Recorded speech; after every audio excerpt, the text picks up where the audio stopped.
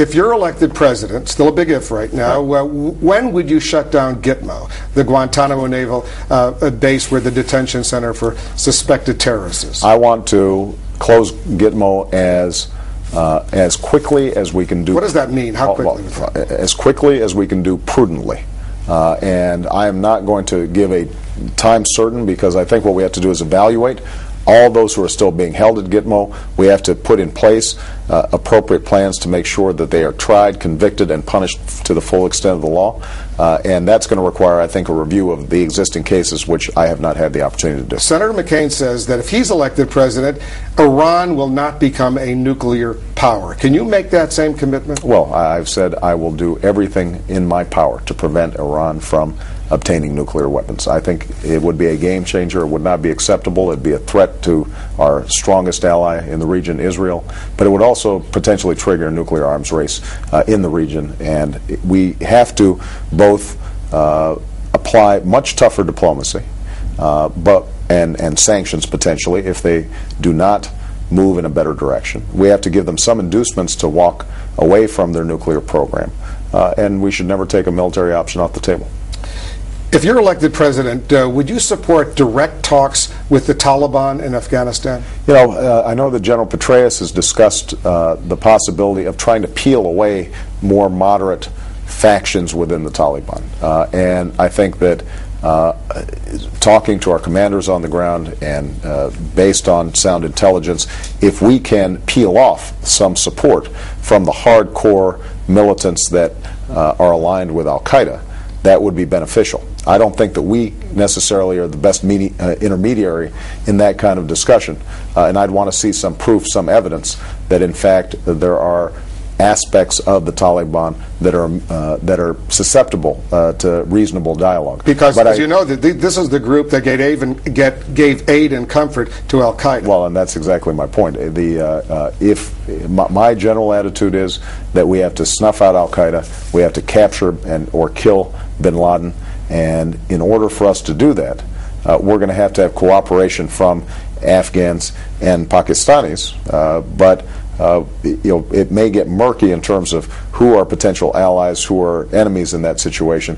I want to work with our commanders to do whatever practically we can do in order to make sure that the overall goal of eliminating Al-Qaeda as a threat is accomplished. The model that General Petraeus used in Iraq to wean away Iraqi Sunni insurgents from Al-Qaeda, it seems to have worked in the Al-Anbar province and elsewhere. Is that model applicable in weaning away Taliban elements from Al-Qaeda in Afghanistan? I think it is important to understand that these countries are all different. That's one of the mistakes we made going into Iraq. We have to, I think, analyze very specifically what the situation is there before we make any moves. And I will expect, if I'm the president-elect, to have some very rapid discussions with General Petraeus, who I think has done a very good job in Iraq. I want to get his assessment, and I would want to see some evidence that, in fact, the possibility of that model working existed in Afghanistan. As you know, he took charge today, even as we're speaking, of the U.S. Military Central Command, which oversees that entire region. You have confidence in him, and you want him to stay. I do have confidence in him. I think he did an outstanding job in Iraq, as our military generally has done outstanding work. What they need is a commander-in-chief who is thinking more strategically about how we deploy our resources to make America more secure.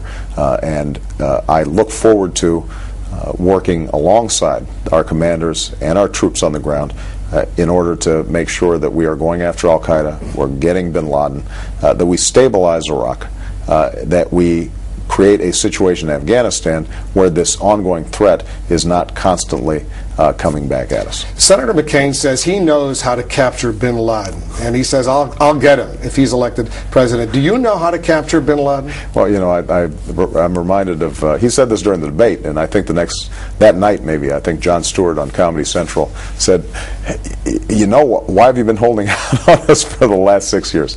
I mean, the fact is that along with George Bush, John McCain championed a strategy that distracted us from capturing bin Laden, that focused on Iraq, that had nothing to do with 9/11.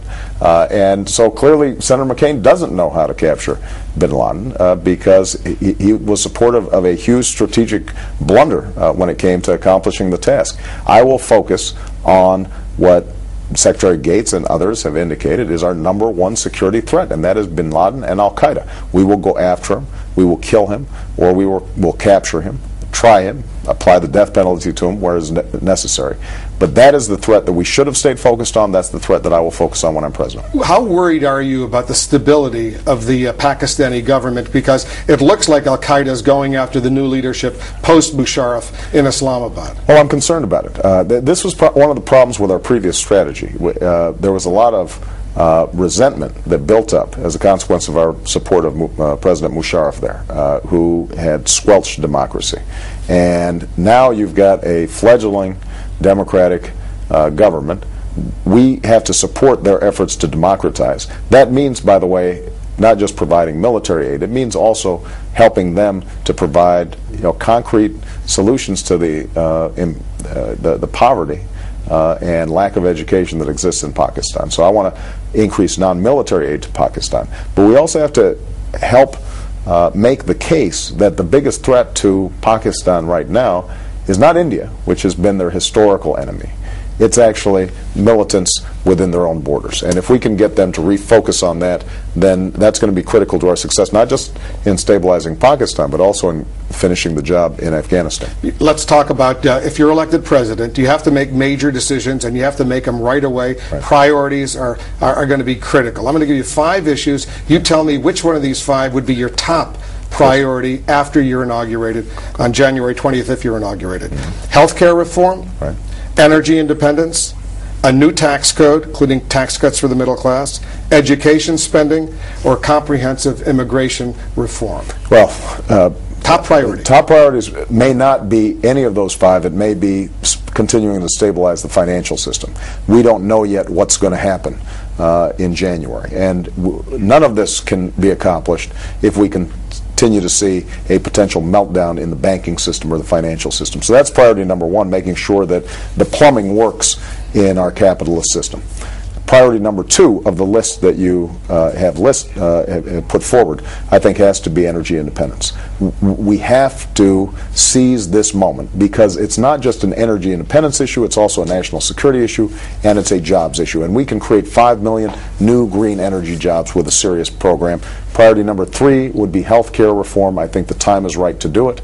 Priority #4 is making sure that we have tax cuts for the middle class, and it's part of a broader tax reform effort.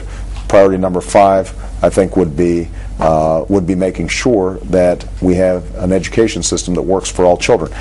One thing I want to make a point of, though, the tax cut that I talked about may be part of my priority #1, because I think that's going to be part of stabilizing the economy as a whole. I think we are going to need a second stimulus. One of my commitments is to make sure that that stimulus includes a tax cut for 95% of working Americans. That may be the first bill that I introduce. All of us were moved last weekend when you went to see your grandmother in Hawaii. I know she watches CNN, because she says she watches CNN. She might be watching right now, and I know how proud she must be that you've reached this level and on the verge, potentially, of becoming President of the United States. How emotional is this for you and for her at this moment? Well, look, she's my grandma, and she helped raise me, and she put off a lot of things in her own life to make sure that myself and my sister, that we were taken care of. So a big chunk of whatever success I've achieved is because of her. I love her dearly, and she knows that. And if she is listening, I just want to make sure that she's getting her rest and hopefully getting better. And we wish her only the best and a speedy recovery. Thank you so much. To your grandma. Great to talk to you. Thanks very much. Appreciate it. Thank you. Thank you.